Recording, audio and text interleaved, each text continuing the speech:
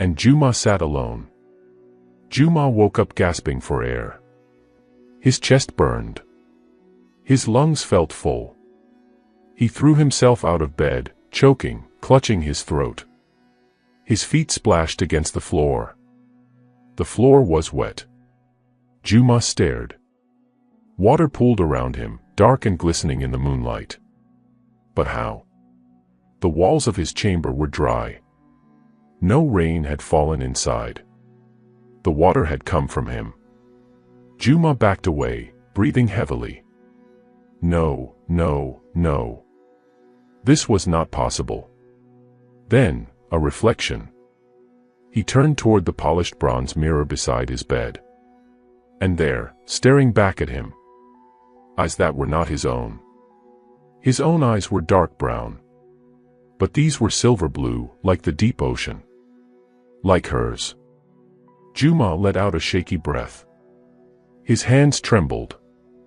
His skin was too cold. He was changing. And he did not know how to stop it. The next morning, Juma avoided his reflection. He ordered all mirrors to be removed from his chambers, claiming he no longer needed them. But he knew the truth. He did not want to see the silver blue eyes staring back at him. He sat on the great throne of Bantua, watching as the palace elders and chiefs argued. The rains had not stopped. The Nzadi River had swallowed more land. Fear had taken hold of the people. "My king, we must perform a cleansing ritual," said Elder Sephu, an old man with a long white beard. "The river spirits are angry. If we do not appease them, the floods will worsen." "Yes," agreed another elder. "We must sacrifice a white goat and pour its blood into the water." Juma listened, but he did not speak. He could feel it again. The whisper. "They are fools," Tanya's voice murmured inside him. "The river does not want a goat." Juma gripped the arms of his throne. "What do you want?" he whispered under his breath. The voice laughed softly. "You know." Juma closed his eyes. A feeling washed over him. The river did not want goats. It wanted more. It wanted people. The elders performed their ritual. They led a white goat to the banks of the Nzadi River. They tied its legs, whispered sacred words, and spilled its blood into the water. The people of Bantua gathered to watch. "The floods will stop now," an old woman murmured. "Yes," said a young fisherman. "The gods are merciful."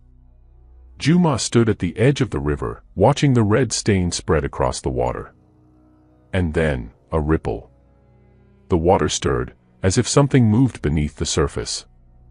A voice slithered through his mind. "This is not enough." Juma's hands clenched into fists. He stepped back from the river. He could feel Tanya's hunger. But he could not, would not, give her what she wanted. He was king. He was in control. Wasn't he? That night, as the rain pounded against the palace roof, Juma sat alone in his chamber. He could not sleep. His skin still felt damp. His breath smelled of salt. Then came a knock at the door. "My king," a guard called. "A fisherman seeks an audience with you. He says it is urgent." Juma frowned. "At this hour?" "He refuses to leave," the guard said. "His name is Tund." Juma hesitated, then nodded. "Send him in." Moments later, the old fisherman stepped inside, his clothes dripping with rain. He bowed low. "My king," Tund said, his voice hoarse, "I bring a warning." Juma raised an eyebrow. "A warning?" Tund took a step closer, his wet sandals slapping against the stone floor. "The river has claimed many lives before," he said. "And I have seen what happens to those it touches." Juma tensed. Tund met his gaze. His eyes were dark, but knowing. "You are cursed, my king."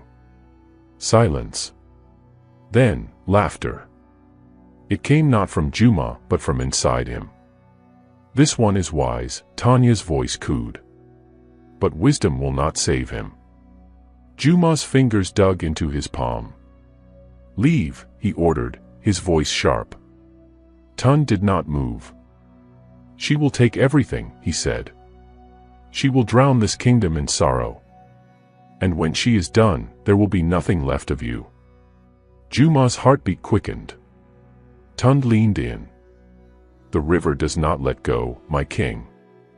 Juma's vision blurred. His skin felt colder.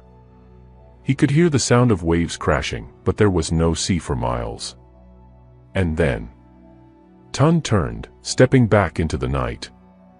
Juma let out a shaky breath. But even as the fisherman disappeared into the darkness, his words lingered. The next day, Juma ordered more guards to patrol the riverbanks. But it made no difference. The rains continued. The Nzati River swelled. More people went missing. One by one, the villagers disappeared. Some were last seen fetching water. Others went to fish and never returned. Their bodies were never found. And in the dead of night, when all was quiet, Juma could hear them.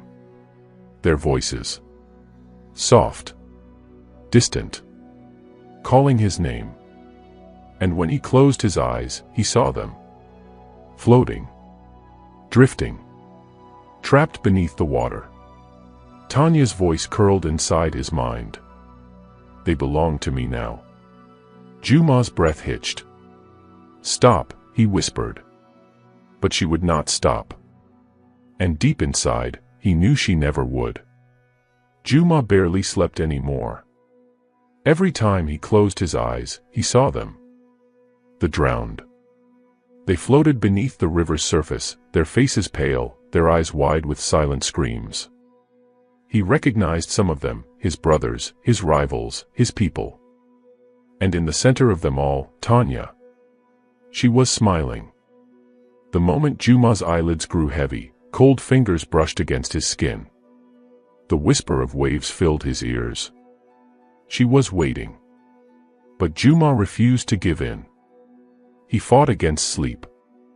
He refused to close his eyes. Yet that night, she came anyway.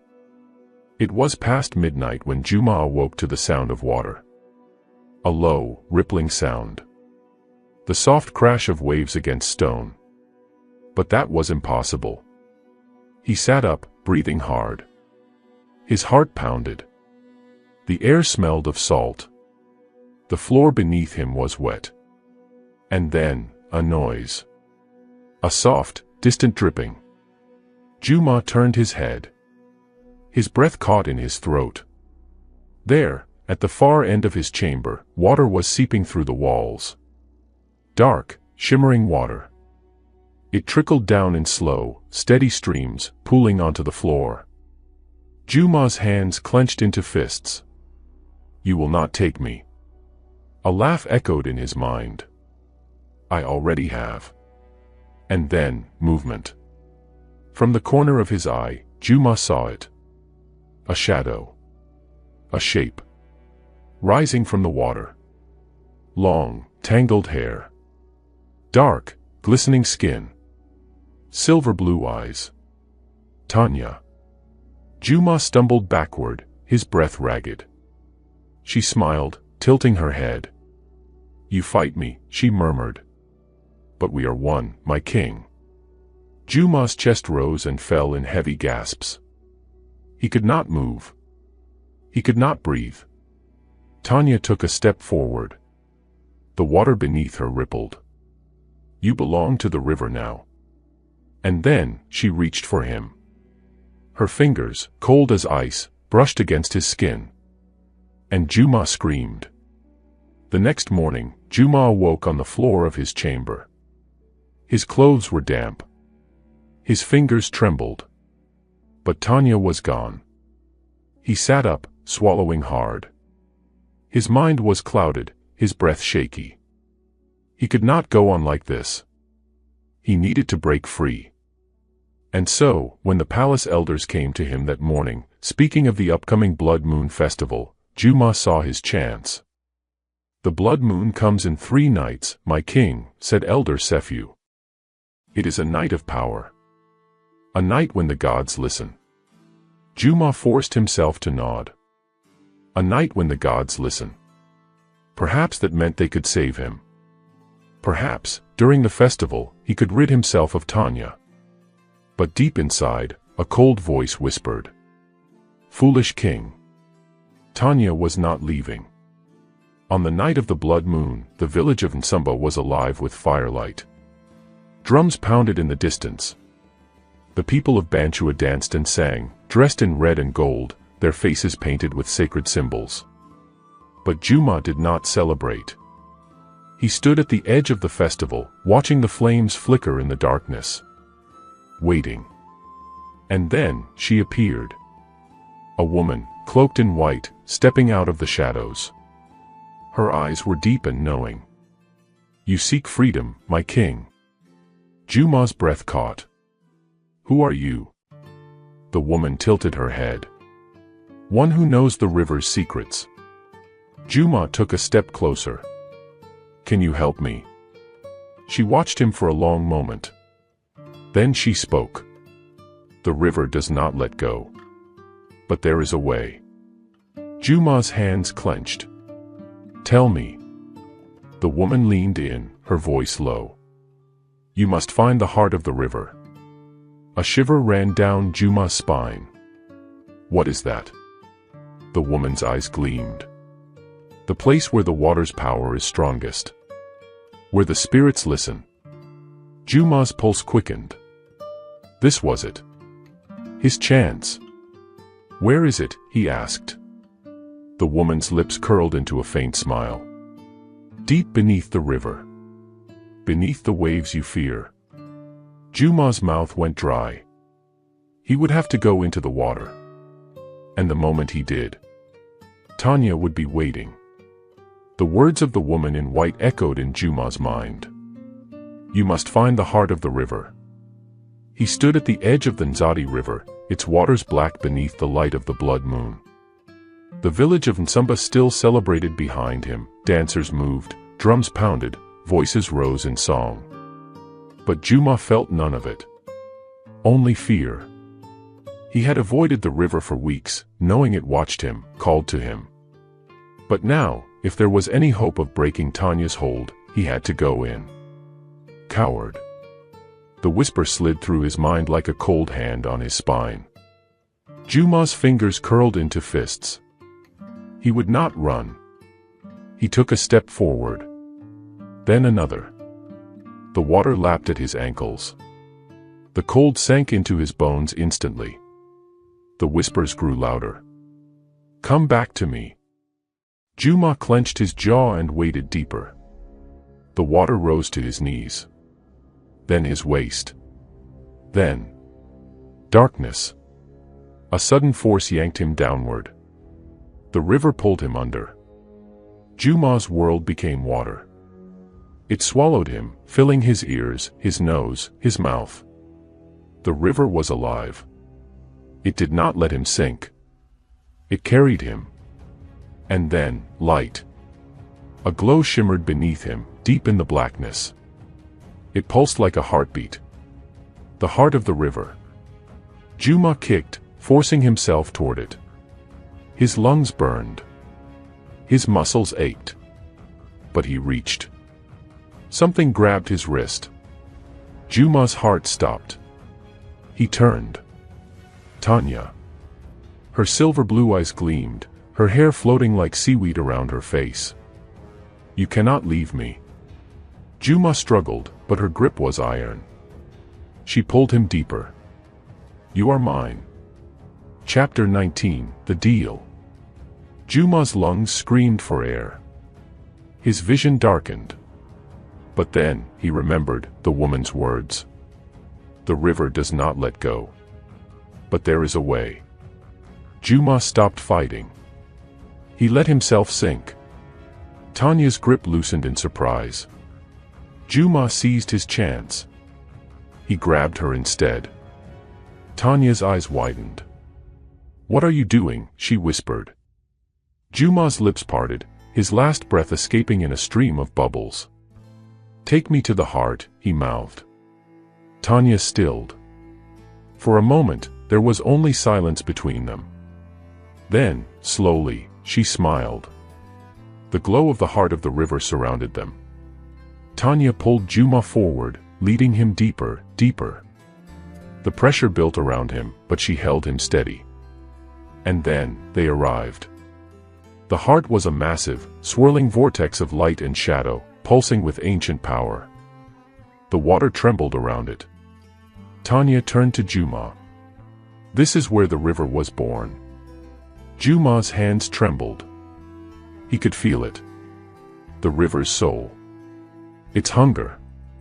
Its endless thirst. Tanya leaned in. "Do you still want to be free?" Juma's throat tightened. Did he? To be free meant to break the bond. To silence Tanya forever.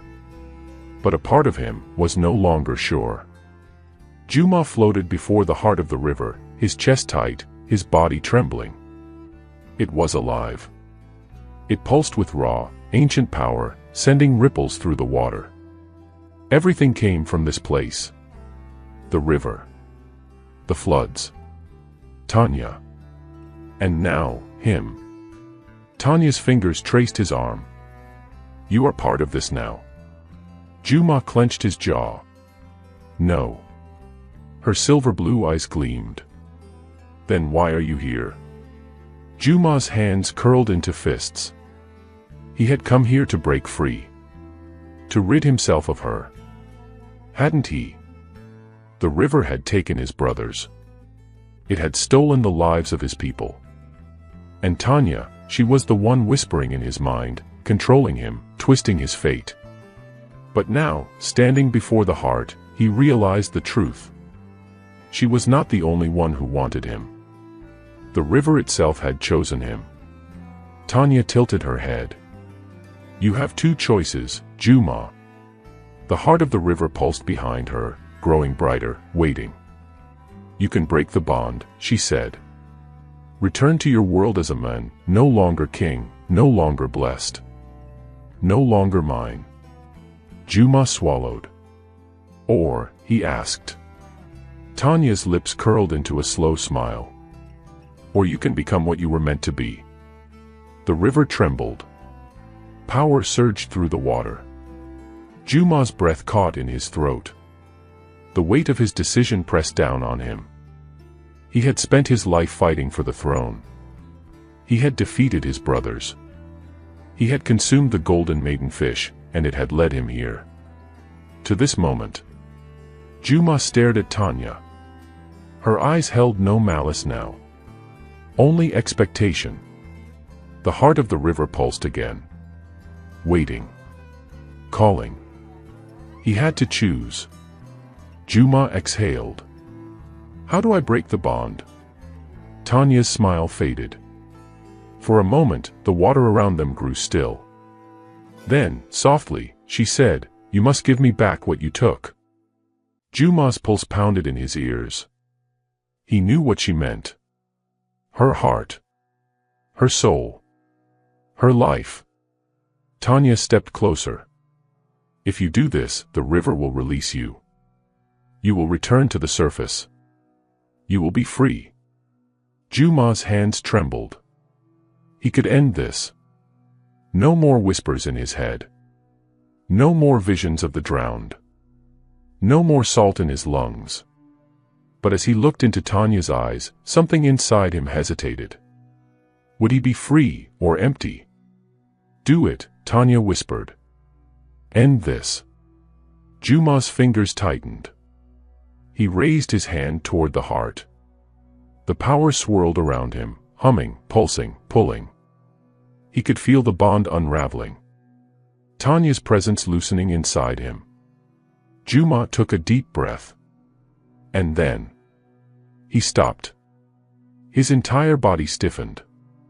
Tanya's silver blue eyes widened. She knew. Juma's voice was barely a whisper. "No." The river shuddered. The bond snapped back into place, stronger than before. Tanya's breath hitched. Juma. But it was too late. Juma reached for her. His fingers found hers, gripping tightly. His voice was steady. I am not leaving. Tanya's eyes filled with something unreadable. You don't understand. Juma smiled. I do. The river roared. The heart of the river pulsed, and suddenly, Juma was no longer drowning. He was breathing. Breathing the river. Power surged through him, rushing into his veins, his bones, his soul. The water no longer fought him, it embraced him. And in that moment, Juma understood. He had never been fighting against the river. He had been fighting against himself. Tanya's lips parted in awe. You accept it? Juma nodded. I do. The heart of the river glowed one last time. Then, it shattered. The light exploded outward, rippling through the water, through Juma, through Tanya. And when the glow faded, Juma was no longer the same. Juma opened his eyes. They were no longer brown. They were silver blue. He lifted his hand, watching as water curled around his fingers, obeying his call. Tanya stared at him. Juma. He looked at her, really looked at her. For the first time, he saw not just a spirit. Not just a curse. He saw her. And she saw him. Juma stepped forward, cupping her face. The river hummed between them. Tanya's voice was a whisper. You are mine. Juma smiled. And you are mine. The river rose around them, carrying them higher. The Nzadi River stretched beyond them, wild and endless. And Juma, once a prince, once a man, once a king, was now something more. He had embraced the river. And in doing so, he had become its ruler. Juma stood at the edge of the river, the water swirling around his ankles. He was different now, he could feel it in his bones. The river no longer rejected him. It obeyed him. Tanya stood beside him, her silver blue eyes watching carefully. The bond between them was no longer forced. No longer a curse. They had chosen each other. Juma turned toward the land, toward the towering city of Banchua. The palace sat upon the hill, its golden rooftops gleaming under the morning sun. His kingdom. But he was not the same king who had left. And Banchua would soon learn that. Tanya's fingers brushed against his. Are you ready? Juma exhaled. Ready or not, it was time. The river's chosen had returned. Juma stepped through the palace gates. The guards stiffened, their hands flying to their weapons. Servants gasped, eyes wide with fear and awe. They had thought him dead. But here he was. And he was not alone. The river shimmered on his skin, the mark of the deep now etched into his being. Tanya moved like a shadow beside him, a presence not entirely of this world. The high priest stumbled forward, his voice shaking. Why, Your Majesty? Juma lifted his hand. Water curled around his fingers, responding to his will. A silent answer. The priest dropped to his knees. The gods have blessed you. A murmur spread through the court. Some whispered prayers. Others looked terrified. Juma's brothers had drowned in their beds. His return, marked by water and the impossible presence of a spirit woman, could not be ignored. He was no longer just King Juma. He was something more. Not everyone welcomed his return. The warlords of Banchua, fierce warriors who had once been loyal to his brothers, gathered in the great hall that night. Chief Adairo, a hardened man with scars across his chest, stepped forward. His voice was rough. We are warriors. Not servants to the river. Juma met his gaze, calm as the tides. Then fight me. A hush fell over the hall. Adairo's eyes narrowed. You challenge me? Juma did not blink. No. You challenged me when you doubted my right to rule. Adairo's jaw tightened. He had no choice. A king's challenge could not be ignored. The courtyard was silent.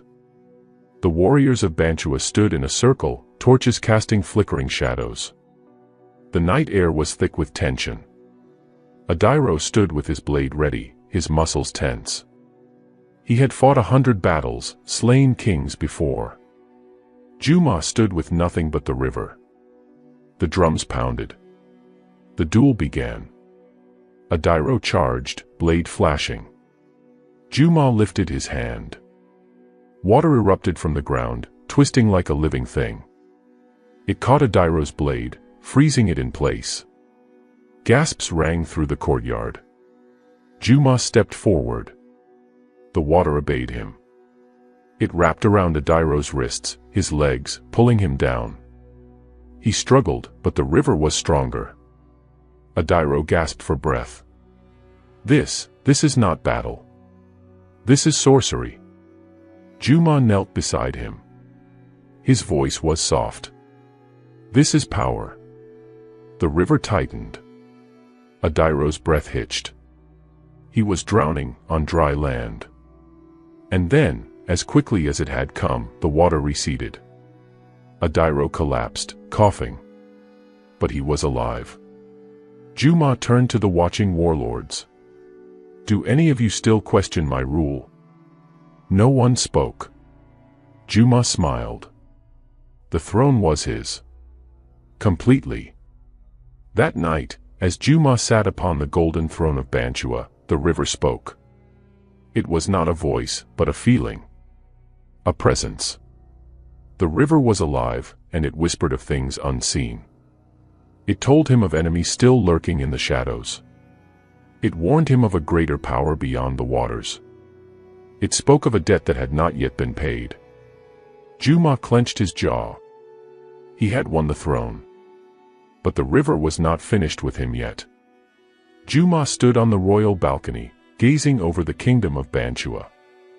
The city stretched before him, bathed in moonlight, its golden rooftops gleaming. He had won. His enemies were gone. His throne was secure. The warlords now bowed to him. And yet, the river whispered. A debt remained.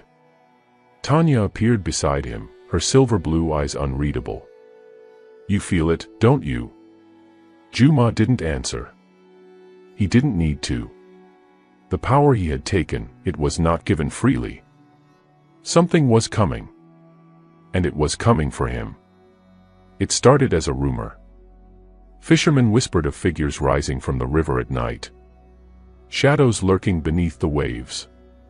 Then, the first body washed ashore. The royal guards brought the corpse before Juma.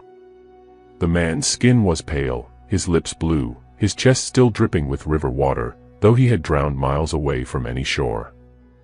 Juma's blood ran cold. Tanya knelt beside the body, touching the man's forehead.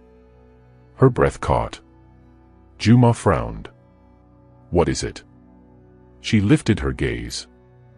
This man did not die alone. The doors burst open. A second body had been found. Then a third. Then a fourth. And by dawn, they were everywhere. The people of Bantua were afraid. Merchants refused to set sail. Mothers kept their children away from wells and streams.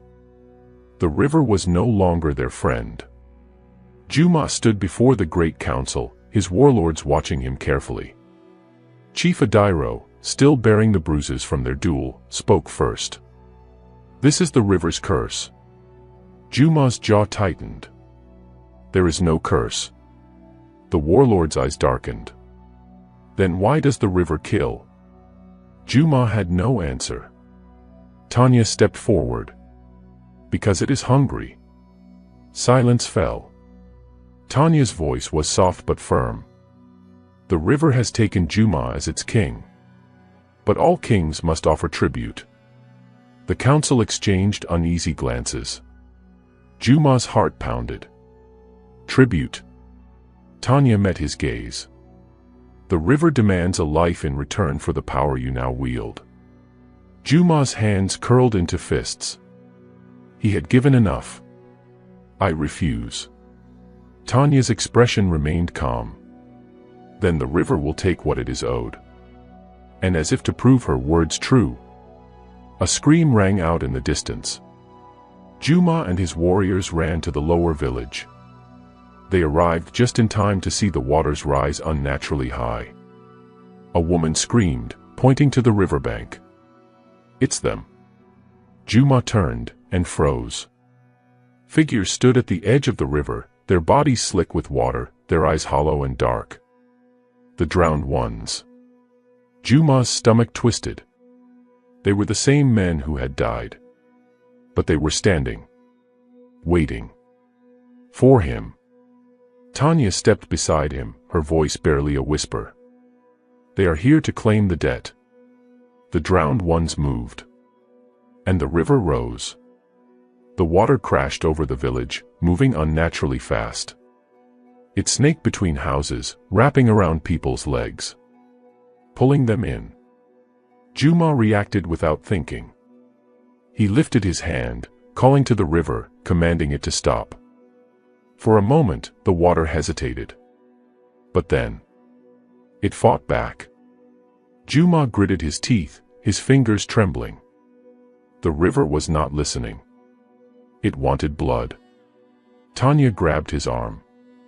"Juma, if you do not pay the price, Banchua will drown." Juma's heart pounded. He had to choose. Give the river what it wants, or watch his people die. The water rushed forward. And Juma made his choice. Juma raised both hands, his voice thundering. Enough. The river froze. For the first time since his return, it obeyed. The drowned ones stopped. The water trembled. Juma exhaled, turning to Tanya. "What does the river want?" Tanya hesitated. Then, she touched her chest. Juma's breath hitched. "No." Tanya's expression was calm. "A king must sacrifice his queen." Juma's world tilted. "No." Tanya smiled softly. "You cannot refuse forever." The river stirred. The drowned ones waited. Juma's hands shook. For the first time since he had become king, he was afraid. Juma stood before the river, its dark waters rippling with unseen power. The drowned ones, ghostly figures of the men who had perished, hovered at the water's edge, their hollow eyes locked onto him. And beside him, Tanya. His queen. His curse. His salvation. "The river demands a sacrifice," Tanya repeated, her voice steady. "It wants its due." Juma's fists clenched. It wanted her. But she was the one thing he would not give. "No," he said, his voice unwavering. "I will not pay this price." The drowned ones shifted. The air grew thick with the scent of brine, of death. The river stirred, whispering, "Then Banchua will drown." Juma took a step forward. "Not while I am king." The river rose like a beast, ready to strike. But Juma did not flinch. He reached deep into the power that now flowed through his veins, into the bond that tied him to the water. And he pushed back. A roar echoed across the land as the river bucked and trembled, resisting his command. But Juma did not let go. Tanya gasped. "Juma, stop. You can't." But he could. The river fought him, but he was its chosen king.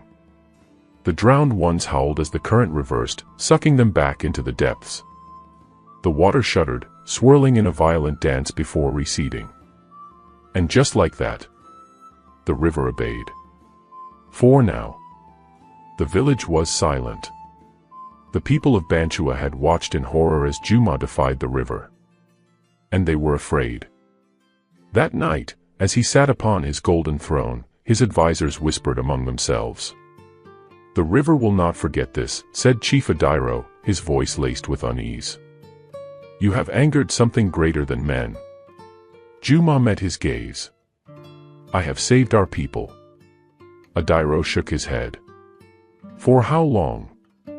Juma clenched his jaw. He did not know. But he would not let fear rule him. Not now. Not ever. That night, Juma could not sleep. He walked through the palace halls, the torches casting flickering shadows along the stone walls. Then he heard it. Whispers. Not from the river, but from his own court. He moved closer, silent as the tide. Through a crack in the door, he saw them. His warlords. His council. Chief Adairo stood in the center, his voice low. The river will not forgive him. And when it comes for him, Bantua will suffer. Another chief nodded. Then we must act first. Juma's breath stilled. Adairo's eyes gleamed. A king who angers the gods cannot be king for long. They were planning to betray him. Juma's fingers curled around the hilt of his dagger. Let them try. Dawn broke over Bantua. Juma gathered his loyal guards, his heart heavy with the knowledge of betrayal. He had planned to strike first. But the river was faster. The screams began at sunrise. Juma rushed to the palace gates. And froze. The streets of Bantua were flooding. Not with water, but with bodies. The drowned ones were back. And this time, they did not wait. They rose from the wells, from the lakes, from the streams that fed the city. And they took women, children, warlords. They dragged them into the water, into the depths, into the debt that had not been paid. Juma's blood ran cold. This was not just a warning. This was war. Juma stood atop the palace walls, watching his people drown. Tanya appeared beside him, her voice shaking. You cannot fight the river forever. Juma's heart pounded. Then what must I do? Tanya turned to him, her silver blue eyes glowing with something ancient, something unknowable. The river chose you. But it also owns you. Juma gritted his teeth. I will not be a slave. Tanya touched his face, sadness in her touch. Then you must make a choice. Juma looked down at the streets, at his people, his kingdom, falling to the wrath of the waters. And deep in his soul, he knew. The river would never stop. Unless he made it. He turned to Tanya. What must I do? She hesitated.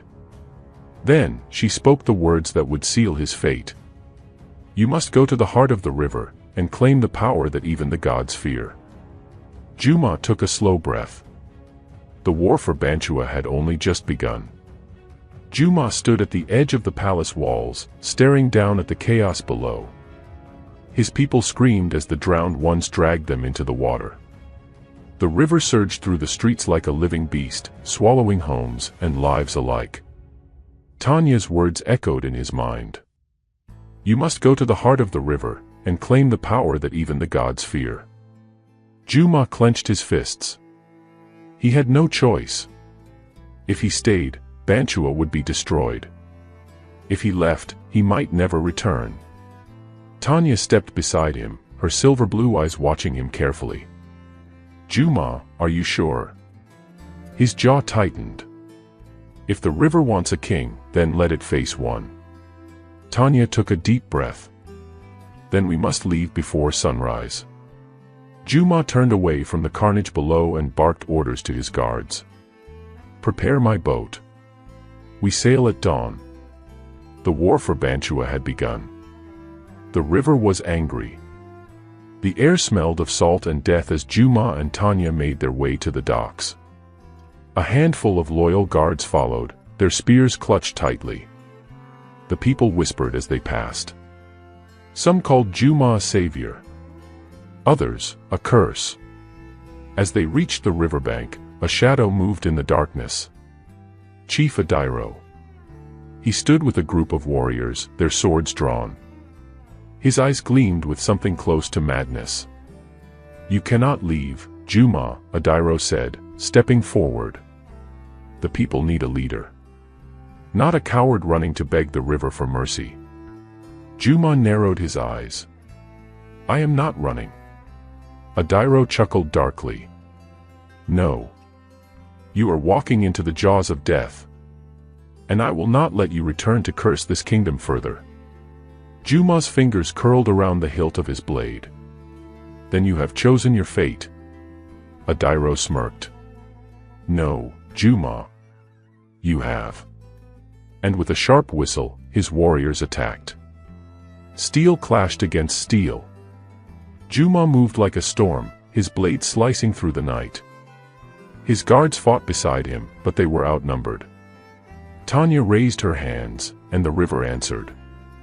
A wall of water surged from the shore, smashing into Adairo's men, sending them sprawling. Adairo roared in rage, swinging his spear at Juma's heart. Juma ducked. Twisted. Struck. His blade sank deep into Adairo's chest. The warlord gasped, his eyes wide with shock. He staggered backward, his mouth opening as if to speak. And then the river claimed him. The water rose unnaturally and pulled him under, his body disappearing beneath the dark waves. The remaining warriors fled. Juma panted, his hands slick with blood. Tanya placed a hand on his shoulder. "We must go. Now." Juma nodded. "Set sail." As the boat drifted into the current, Juma cast one last glance at Banchua. And then, he turned to face the river's heart. For 3 days and 3 nights, Juma and Tanya traveled along the river. The waters grew darker. Colder.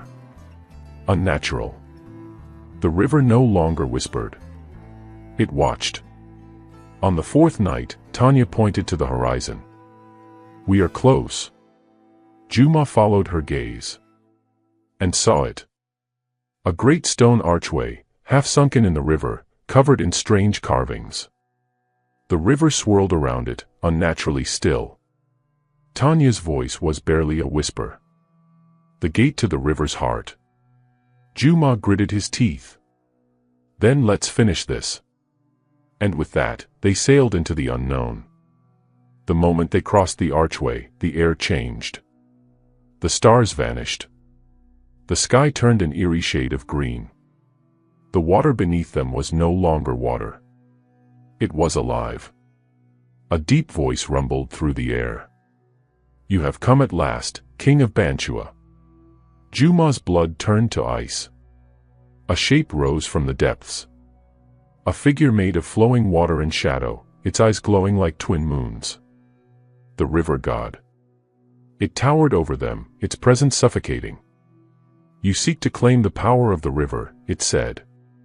"But power is not given freely." Juma swallowed hard. He would not kneel. "What must I do?" he demanded. The god smiled. "You must survive." And with a flick of its hand, the waters exploded. Juma plunged into the depths. Cold water wrapped around him, pulling him down. Down. Down. Tanya's voice was distant. Fading. And then, he was alone. The river was not just water. It was a world. Juma landed on solid ground, gasping for breath. But he was no longer in his body. He was standing in a vast, endless riverbed, the sky above him swirling with storms. Before him stood 3 figures. His brothers. But they were dead. Drowned. Their eyes hollow, their hands gripping weapons made of bone. The eldest stepped forward. "You killed us, Juma." Juma's heart pounded. This was a trick. The second spoke. "And now, we will kill you." Juma drew his blade. The first trial had begun. Juma's breath came fast as he faced his dead brothers in the endless riverbed. Their skin was pale, their eyes hollow, their hands clutching blades made of bone. We were meant to rule Banchua together, his eldest brother, Madhu, said. But you wanted the throne for yourself. Juma tightened his grip on his sword.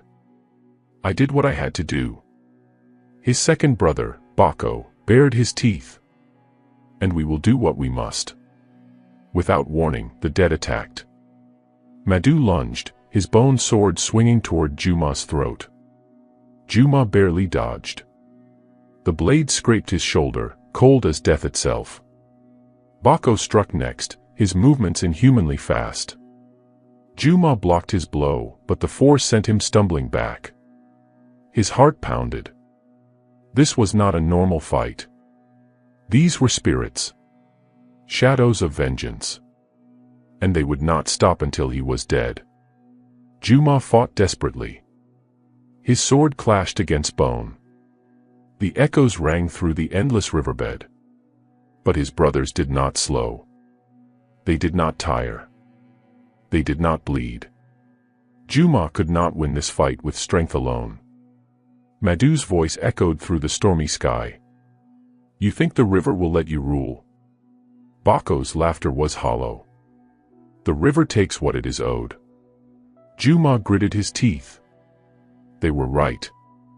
He had tried to fight the river. But he was part of it now. He had to stop resisting. He closed his eyes and reached into the water within him. The power of the river. The power of Tanya.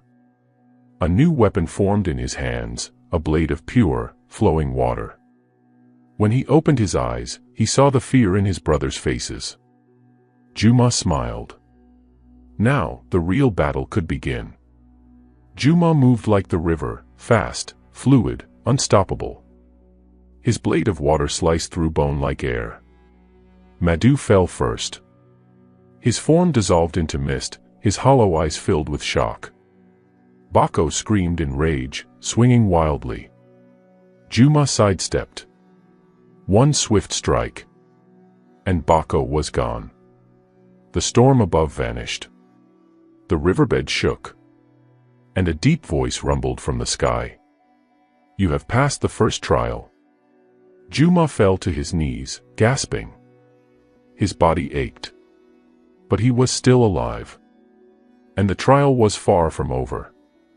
Juma awoke in a strange place. He was back in the boat, but the river was different. It was silver. Glowing. Endless. Tanya was beside him, watching him with unreadable eyes. You survived, she said softly. Juma sat up. Was there ever a doubt? Tanya hesitated. Juma, the trials will only get harder. The river is testing you. Juma wiped sweat from his brow. Let it test me. I will not break. Tanya's gaze darkened. That is what I'm afraid of. Juma frowned. What do you mean? She touched his hand. The river does not want you to survive, Juma. Juma's jaw clenched. Then it will learn that I am not so easy to kill. Tanya looked away. She knew something he didn't. And before Juma could ask, the next trial began. The boat vanished. Juma fell. He landed in a village. But not just any village. Banchua. His home. But something was wrong. It was burning. Juma's heart pounded as he ran through the streets. The people were screaming. He reached the palace. And saw himself standing on the throne. But this was not him. This other Juma had eyes as dark as the river. And in his hands, he held a crown made of bones. Tanya's voice echoed in his mind. The river does not want you to survive. Juma clenched his fists. Was this the future? Or just another test? Juma stepped forward. The other Juma smiled. You took the river's power, he said. And this is what you become. Juma shook his head. No. The other Juma laughed. You think you can rule Banchua and defy the river? You cannot have both. The flames grew higher. The people screamed louder. And then, a voice whispered in Juma's ear. "Choose, King of Bantua." Before him, two paths appeared. One led to the palace throne. The other, to the river. Tanya's words came back to him. "You must choose." Juma's chest tightened. The river had not brought him here to win. It had brought him here to decide who he would become. Juma stood frozen. The palace throne, his birthright. The river's path, his destiny. The flames around him roared, but he barely heard them. The choice before him was greater than anything he had ever faced. The other Juma sat on the throne, his black eyes gleaming. "You were never meant to rule, brother." His voice was cold, distant. "The river owns you now." Juma's fists clenched. "I am no one's puppet." The other Juma leaned forward. "Then prove it." The paths remained. One would lead him to power. The throne. The other, to something else. Something unknown. Tanya's voice whispered in his mind. "The river does not want you to survive." Juma's chest tightened. Did the river bring him here to destroy him? Or was this another trick? His fingers twitched toward his blade. There had to be another way. And then, he made his choice. Juma stepped away from both paths. The other Juma's eyes widened. "That is not an option," he hissed. "You must choose." Juma smirked. "No." The flames flickered. The world trembled. The other Juma rose from the throne. "You think you can deny the river?" he roared. Juma's blade flashed. "Watch me." The two Jumas clashed. Steel against steel. Power against power. The battle shook the heavens. And Juma realized he was not fighting a spirit. He was fighting what the river wanted him to become. Juma fought with everything he had. The other Juma was fast. Too fast. For every strike Juma landed, his dark twin landed two more. His strength was fading. The river was trying to break him. And then, Tanya's voice echoed in his mind. "The river does not own you." Juma's heart pounded. Was that true? Had he allowed himself to believe that this was his fate? His grip tightened on his blade. He was still Juma. Prince of Bantua. King of Bantua. And he would decide his own fate. With a roar, he drove his sword through the other Juma's heart. The dark twin gasped. His black eyes widened. And then, he vanished. The flames died. The palace disappeared. And Juma was falling. Juma hit the water with a crash. The river swallowed him whole. His lungs burned. His vision blurred. And then, he was standing in a vast, open sea. Before him stood a towering figure of shadow and water. The river god. "You have denied my will," the god rumbled. Juma stood tall. "I have chosen my own path." The god's glowing eyes narrowed. "Then you will prove yourself." The waters rose. A great serpent, made of pure river water, surged toward Juma. The final trial had begun. Juma barely had time to react. The serpent of water surged toward him, its body twisting like a raging tide. Its eyes glowed with the fury of the river itself. Mighty. Endless. Merciless. Juma's heart pounded. He tightened his grip on his sword, but doubt clawed at him. "How do you fight water?" The beast struck. Juma barely leapt aside before its massive jaws snapped shut where he had stood. The force of the attack sent waves crashing in all directions. Juma hit the water, and sank. Darkness swallowed him. The river wanted to drown him. And then, Tanya's voice reached him. "Juma. Listen to me." His eyes flew open. Through the murky depths, he saw her floating above him like a silver light. "Do not fight the river," she said. "Become it." Juma's mind raced. Become the river? He had always fought against it, struggled to resist its pull. But Tanya was right. The river was inside him, flowing through his veins. It did not own him, but he was part of it now. Juma closed his eyes and let go. He stopped struggling. He let the water fill him. A new power rushed through his body. When he opened his eyes, the serpent was charging again. But this time, Juma did not run. He raised his hand. The water around him answered his call. The serpent lunged, its mouth wide. And Juma became the tide. Water wrapped around him, lifting him into the air. The moment the serpent struck, Juma vanished into the current. The beast snapped at nothing. Then, Juma reformed behind it. The serpent hissed in confusion. Juma smirked. "Now it's my turn." He swung his hand. The water around them obeyed. A massive wave rose from the depths and slammed into the serpent. The beast howled, its body breaking apart like mist in the wind. Juma landed softly as the river calmed. And then, a deep voice echoed through the waters. The river god's towering form rose before Juma. The god's glowing eyes studied him. "You have done what no mortal has dared," the god rumbled. "You have become one with the river." Juma met the god's gaze. "I am no longer your prisoner." The god's voice was like thunder. "No.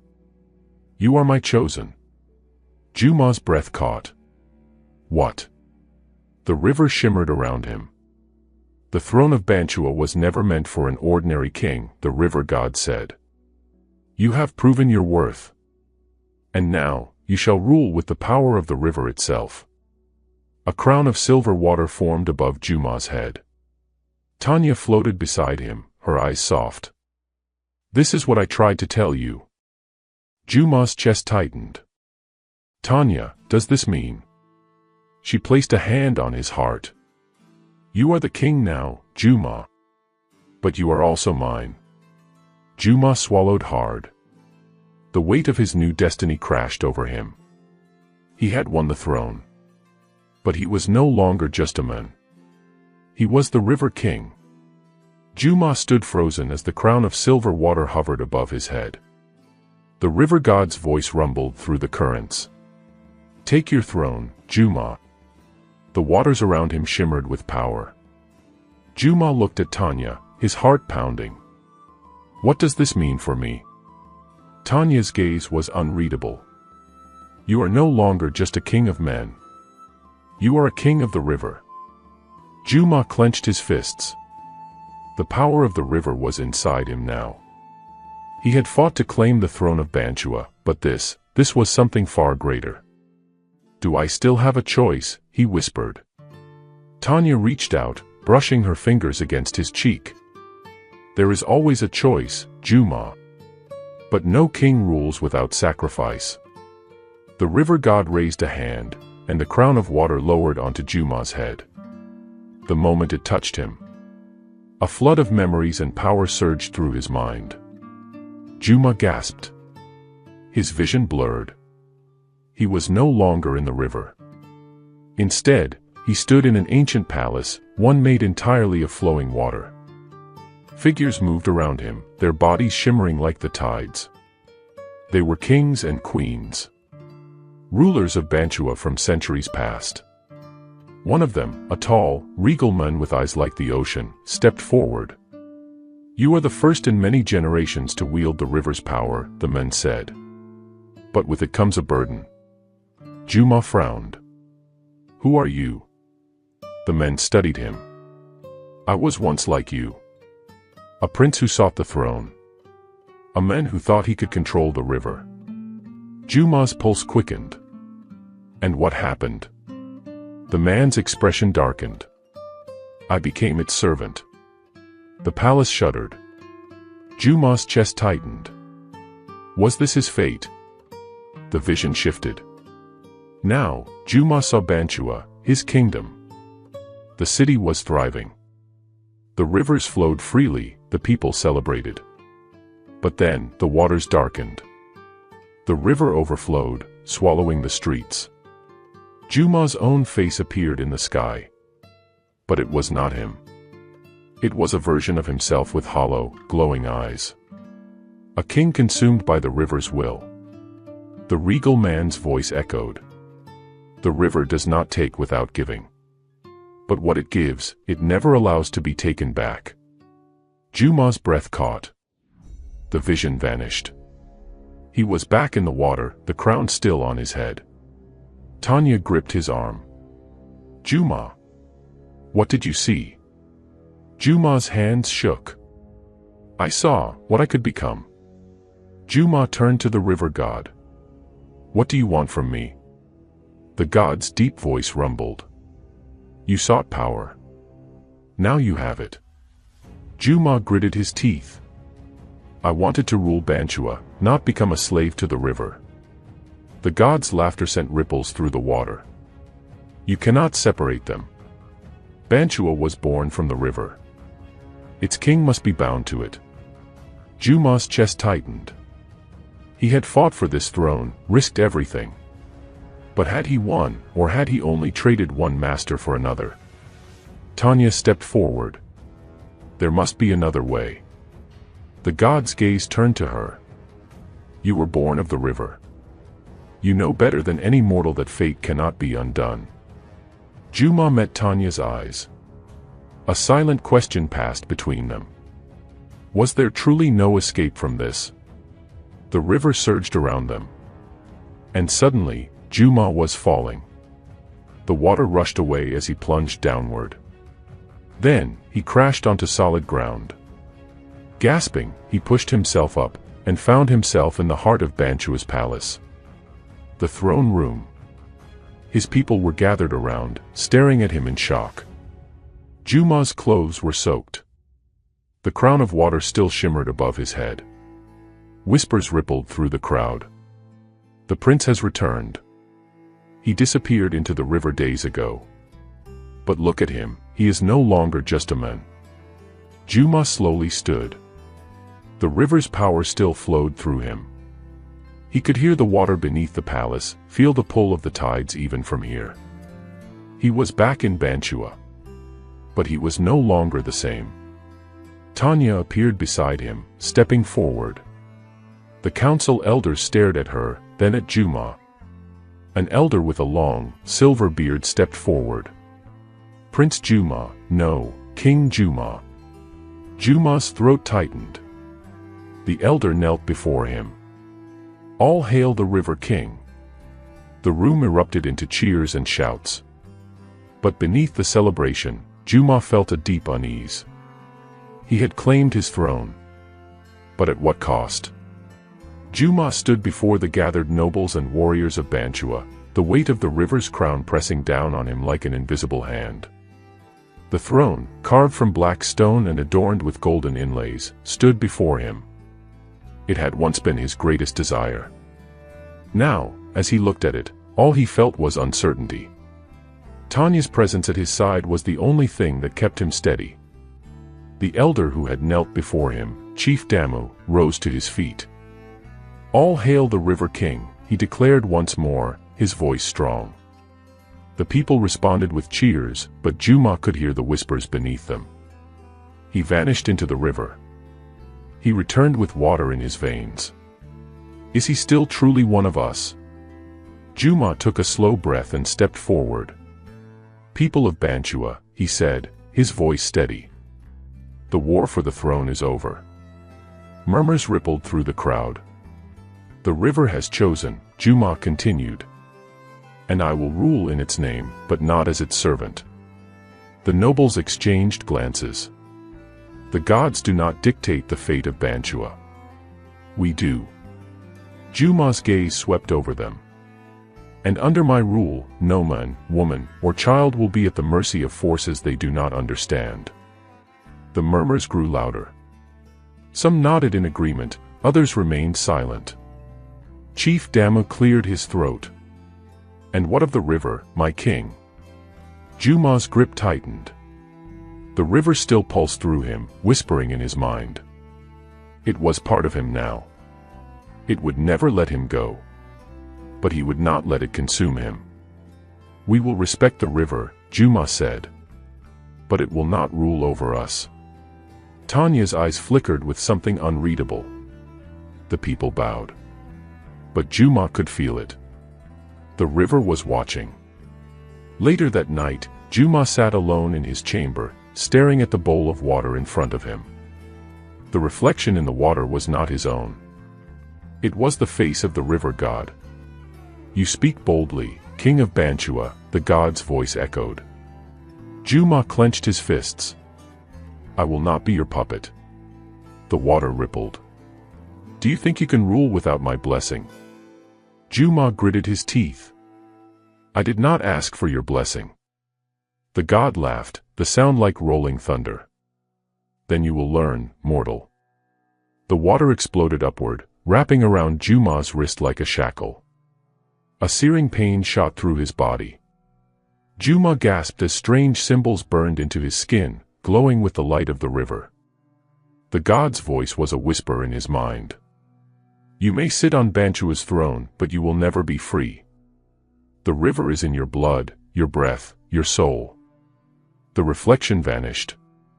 Juma stumbled back, his breath ragged. He pulled up his sleeve, the symbols still glowed faintly on his skin. The river had marked him. And it would never let him go. Tanya found Juma at the edge of the royal gardens, staring at the moonlit river.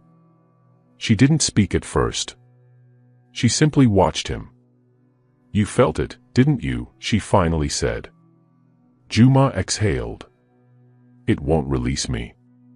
Tanya's expression was pained. "It never does." Juma turned to her. "How do I fight it?" Tanya's gaze softened. "You don't fight the river, Juma. You learn to walk the line between man and God."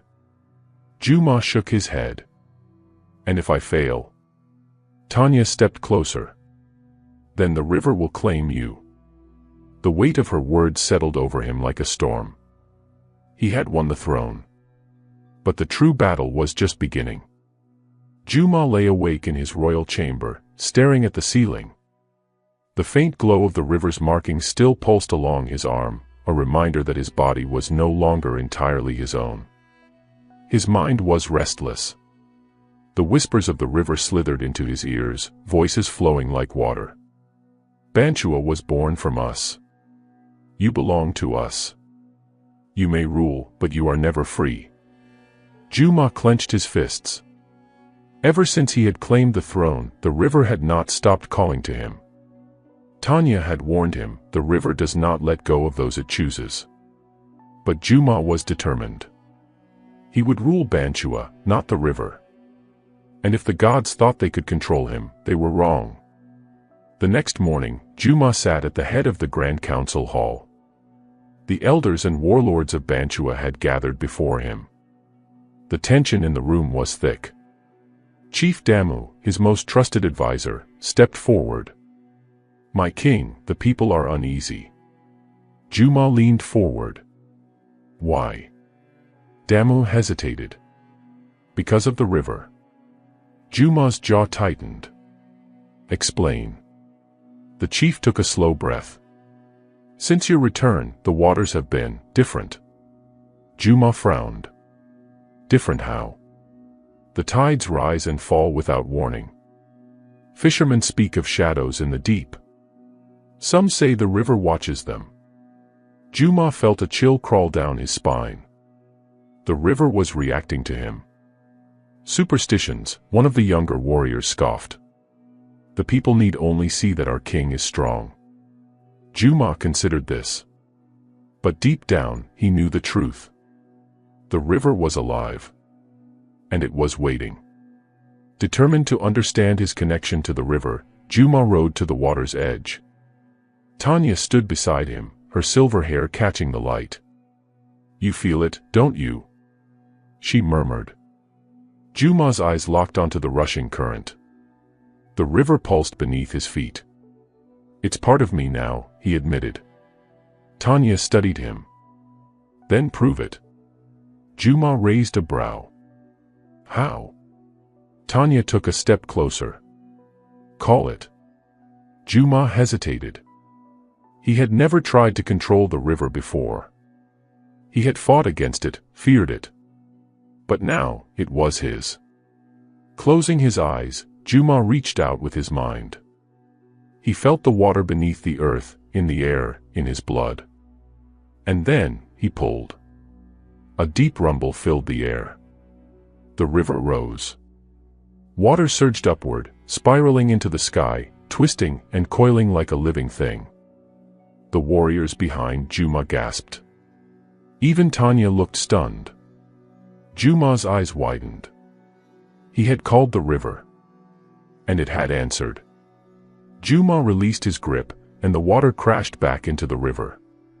Silence fell. The warriors exchanged uneasy glances. One of the elders took a step forward, his face pale. My king, what have you become? Juma's stomach twisted. They feared him. He had fought his brothers for the throne. He had risked everything to win. But now, his own people looked at him like he was a god. Or a monster. Tanya placed a hand on his shoulder. You have power, Juma. But power alone does not make a great king. Juma swallowed hard. He had claimed the throne. But had he lost himself in the process? Juma stood motionless by the riverbank, watching as the water rippled where he had just commanded it to rise. Behind him, his warriors and council members murmured among themselves. Did you see that? He controls the river. Is he even still a man? Juma turned to face them. Their eyes were filled with awe, but also fear. His hands clenched into fists. He had fought, killed, and sacrificed to sit on Banchua's throne. And now, his own people feared him. Tanya stepped beside him, her voice low. You need to reassure them. Juma took a deep breath and faced his people. You call me your king, he said, his voice echoing across the river. Then do not whisper in fear. Speak. The warriors shifted uneasily. Chief Damu was the first to step forward. His wrinkled face was unreadable. My king, he said slowly. We have followed you because you are strong. But strength is not enough. Juma narrowed his eyes. Then what is? Damu held his gaze. A king must be one of his people. Not above them. The words stung, because Juma knew they were true. He looked down at his hands, the same hands that had wielded swords, that had spilled blood, that had now commanded the river itself. Could he still be one of them? Or was he becoming something else? Determined to prove his place as king, Juma ordered a great gathering in the city square. People filled the streets, whispering as they awaited his speech. Juma stood on the high stone steps of the palace, Tanya at his side. He raised a hand, and the crowd fell silent. I have heard your fears, he said. And I will not ignore them. His voice carried over the square. I am still your king. I am still Juma, son of Banchua. But the river is part of me now, just as it is part of this land. The crowd murmured. Some nodded, others frowned. A fisherman stepped forward. If you are still one of us, then prove it. Juma's pulse quickened. And how would you have me do that? An elder woman, her face lined with years of wisdom, stepped forward. The river does not serve men, my king. If you have power over it, then let the river serve your people. Juma met her gaze. A challenge. The river had taken so much from him. Could he now use it to give back? That night, Juma stood before the driest fields in Banchua. For months, the land had cracked beneath the sun. Crops had withered. Families had gone hungry. Now, the entire kingdom watched. Juma closed his eyes and reached deep within himself. He felt it. The pull of the river. The weight of its power inside him. He called to it. A deep rumble shook the earth. The people gasped as the ground split open, and water burst forth from the earth. A new river flowed, winding its way through the barren fields, soaking the dry soil. The land drank deeply. And then, the first green shoots began to rise. The people fell to their knees. They had called him cursed. A god's pawn. A danger to Bantua. But now, they called him a blessing. And for the first time since taking the throne, Juma saw hope in their eyes. That night, Juma stood alone by the water's edge. He had done it. He had used the river's power for good. But he knew this was only the beginning. The river whispered to him. "Do you see now, my king?" Juma's jaw tightened. "I see that I can control you." The water laughed. "You do not control me, Juma. You and I are one. This is only the beginning." Juma clenched his fists. He had proven himself to his people. But deep down, he knew he was still proving himself to the river. And he wasn't sure if he was winning. Juma stood by the riverbank, staring into the water's dark depths. For the first time since his return, he felt at peace. The people had accepted him. The river had blessed the land. For the first time, he thought, perhaps he could rule as both man and river king. Then he saw it. The water shimmered, and a bloody hand floated to the surface. Juma's heart pounded. Another hand emerged. Then a body. A soldier of Bantua. Drowned. Then another. And another. Bodies rose from the river, their lifeless eyes staring at the sky. Juma staggered back. His warriors rushed forward as the people screamed. "What is this?" Chief Dama gasped. Juma's blood turned to ice. The river had killed them. And he didn't know why. That night, the elders gathered in the royal hall. The bodies had been laid before them, 6 warriors, all drowned. All with the mark of the river burned into their skin. The same mark that pulsed on Juma's own arm. "This is no accident," one elder whispered. Another elder stepped forward. "The river chose you, my king." But did it reject them? Juma's breath was unsteady. The river had killed them. Just like it had killed his brothers. Had it acted on its own? Or, had he done this? Tanya touched his hand. "You must find out the truth." Juma nodded. He had no choice. That night, Juma returned to the river alone. He knelt at the water's edge and placed his hands in the cold stream. "I know you hear me," he whispered. The river stilled. And then, a voice rose from the depths. "You were warned, Juma." Juma's breath caught. "You thought you could rule without sacrifice." Juma's fingers clenched. "I made no sacrifice." The water laughed. "Oh, but you did." The river split open, revealing something beneath. Juma's heart stopped. Beneath the water, more bodies lay in the depths. Dozens. Hundreds. All staring up at him with lifeless eyes. Juma stumbled back. These were not just soldiers. These were people from the villages. Women. Children. The river had been taking them. And it had used his power to do it. Juma collapsed to his knees. "No. I didn't. I never." The river whispered. "Did you think you could take from the sea without paying its price?" Juma's breath came fast. "You ate Tanya's mother. You took the mermaid's flesh. You took my power." The cold truth sank into him. He had thought he could rule without consequence. But the river had never been his servant. It had been feeding on him all along. Every time he had called upon its power, it had taken a life in return. And now, the debt was too great. The river had come to collect. Juma staggered backward, his mind racing. He had to undo this. He had to stop the river before it took everything. Before it took him. Juma's breath came in sharp, ragged gasps as he staggered away from the river's edge. The whispers in his mind grew louder. You thought you could take from me without giving in return. You thought you could rule without sacrifice. The water churned violently, as if laughing at his horror. The dead bodies beneath the surface swayed with the current, their lifeless eyes locked onto him. Juma clenched his fists. I never agreed to this. The river's voice slithered around him like a snake. But you did. The moment you swallowed the golden maiden fish, the moment you accepted my gift, you became mine. Juma's pulse pounded in his ears.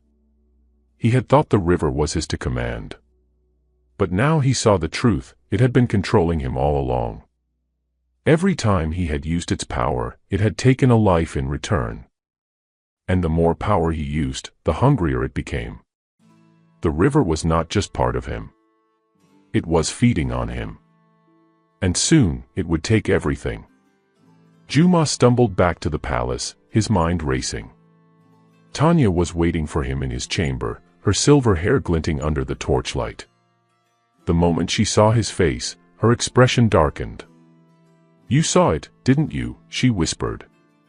Juma nodded, his throat tight. The river has been taking them. Tanya swallowed hard. I tried to warn you. Juma clenched his fists. Why didn't you tell me everything? Tanya sighed. Because you wouldn't have listened. Juma exhaled sharply. She was right. He had been too blinded by his hunger for the throne, too desperate to prove himself. And now, his people were paying the price. What do I do? He asked. Tanya's gaze was heavy. You know what you must do. Juma froze. The only way to stop the river's hunger was to break the bond completely. But to do that, he would have to give back what he had stolen. He would have to return the mermaid's flesh. Juma paced the chamber, his mind racing. The golden maiden fish had granted him power. It had given him the throne. But it had also cursed him. If he gave it back, he would lose everything. His power. His throne. Maybe even his life. Tanya placed a hand on his shoulder. You don't have to do this alone. Juma met her gaze. Then tell me, Tanya. How do I return something I've already eaten? Tanya hesitated. Then, slowly, she whispered. You don't return it. You become it. Juma's blood ran cold. What? Tanya's silver eyes gleamed in the dim light. You took the maiden fish into your body, she said. Now, the only way to free yourself is to become one with the river. Juma's breath caught. You mean? Tanya nodded. You must offer yourself to the river. Juma's heart pounded. The river had already taken so much from him. Now, it demanded everything. The next morning, Juma stood before the gathered elders and warriors. His people had begun to sense the darkness creeping into their land. The river's hunger was growing. The waters were rising. And if he did nothing, Banchua would drown. I have wronged you, Juma said, his voice steady. I took power that was not mine to take. Murmurs of confusion rippled through the crowd. Tanya stood beside him. The river is demanding payment, she said. And if it does not get what it wants, it will take all of you instead. Gasps filled the air. Chief Damu's eyes narrowed. What must be done? Juma's hands trembled at his sides. I must return what was stolen. The warriors whispered among themselves. Juma took a deep breath. I must go into the river. Silence. Then, uproar. My king, no. You cannot. We have only just begun to rebuild. Juma raised a hand, and the voices died down. This is the price of my throne, he said firmly. And I will pay it. Tanya turned to him, eyes shimmering. You don't have to do this. Juma exhaled. Yes. I do. That evening, Juma stood once more at the riverbank. The waters churned violently, waiting. He turned to his people one last time. You will have a new ruler, he said. One not bound to the river's curse. He turned to Tanya. She looked on the verge of tears. Tanya, he whispered. She shook her head. Don't say goodbye. Juma hesitated, then pulled her into his arms. She clung to him, trembling. I will find you again, she whispered. Juma's heart clenched. Then, with one final breath, he stepped into the water. The river pulled him in. And Juma was gone. Juma sank into the depths, his body weightless in the cold, endless dark. The river wrapped around him, pulling him deeper and deeper. His lungs burned. His vision blurred. But he did not struggle. He had accepted this fate. Then, something shifted. A golden glow pulsed in the water around him. He opened his eyes. And he saw her. A figure swam toward him, her hair flowing like silver threads, her eyes glowing like moonlight. His breath caught in his throat. It was her.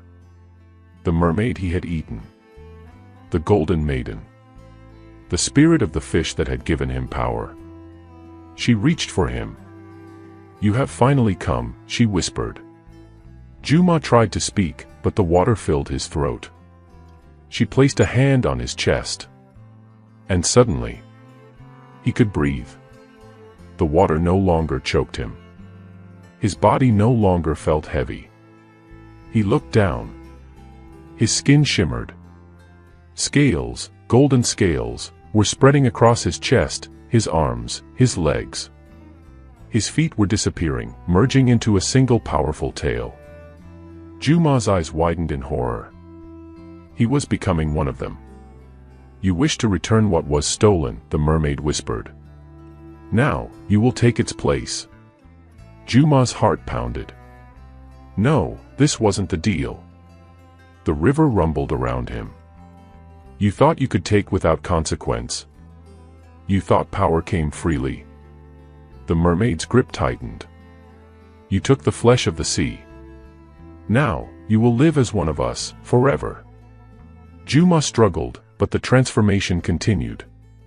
His arms became sleeker, his fingers webbed. His lungs no longer craved air. He felt the rivers pull deep within his soul. He was no longer just a man. He was becoming something more. Or something less. The new River King. Above the surface, Tanya stood on the shore, her hands trembling. The river had gone still. Juma was gone. She clenched her fists. No, she whispered. This could not be the end. She had fought too hard, given too much, to let the river take him forever. The elders whispered behind her. He is gone. The river has claimed him. Tanya's eyes flashed. No. She stepped forward, raising her arms toward the water. She had mermaid blood in her veins. She had always felt the river's call. But now, she would use it. She would call him back. She would not lose him. Tanya fell to her knees at the river's edge, pressing her hands into the wet earth. She closed her eyes, feeling the pulse of the water beneath her fingertips. The river's voice whispered in her mind. He belongs to us now. Tanya's heart pounded. No. She would not accept this. She had already lost her mother to the greed of men. She would not lose Juma to the hunger of the river. Taking a deep breath, she whispered the words her mother had once taught her. A mermaid's song. Soft at first, like the rustling of reeds. Then stronger, carrying over the water like the wind before a storm. The river trembled. The sky darkened. And deep below the surface, Juma heard her. Juma drifted in the darkness, his body no longer his own. Golden scales shimmered across his arms. His breath no longer came in gasps, but in slow, steady currents of water. He was no longer a man. He was the river's chosen. And then, he heard her. The song. It wrapped around him like sunlight breaking through the depths. His chest ached. His fingers twitched. Memories flooded back. Tanya's laughter. The weight of the crown. The moment he stepped into the river, ready to give himself away. Juma, come back to me. His heart thundered. Tanya. She was calling him. And for the first time since he had sunk into the depths, he fought back. The waters around him shook. You cannot leave, the river hissed. You are bound to us now. Juma gritted his teeth, pushing upward. He felt the water pulling him back, its cold hands clutching at his body. But he was stronger.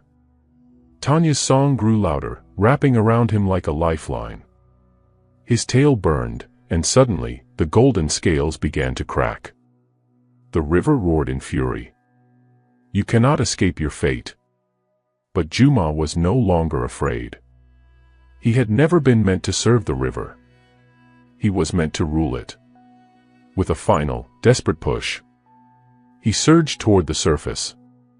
Tanya's voice was hoarse, but she did not stop singing. The river thrashed, furious at her defiance. The warriors and elders watched in horror as the waters rose, swirling into a massive wave. It was going to consume them all. Then, Juma broke the surface. Gasps filled the air. He collapsed onto the riverbank, his body trembling, his breath ragged. The golden scales that had covered him peeled away, dissolving into the earth. He was himself again. A man. A king. The river let out a final, shuddering cry. And then, it went still. Tanya fell beside him, pressing a hand to his face. Juma, she whispered. His eyes fluttered open. A small, tired smile touched his lips. You called me back. Tears filled Tanya's eyes. I told you. I would never let you go. The elders and warriors knelt before Juma. The river has tested you, Chief Dama said. And you have overcome. The people bowed, murmuring his name with awe.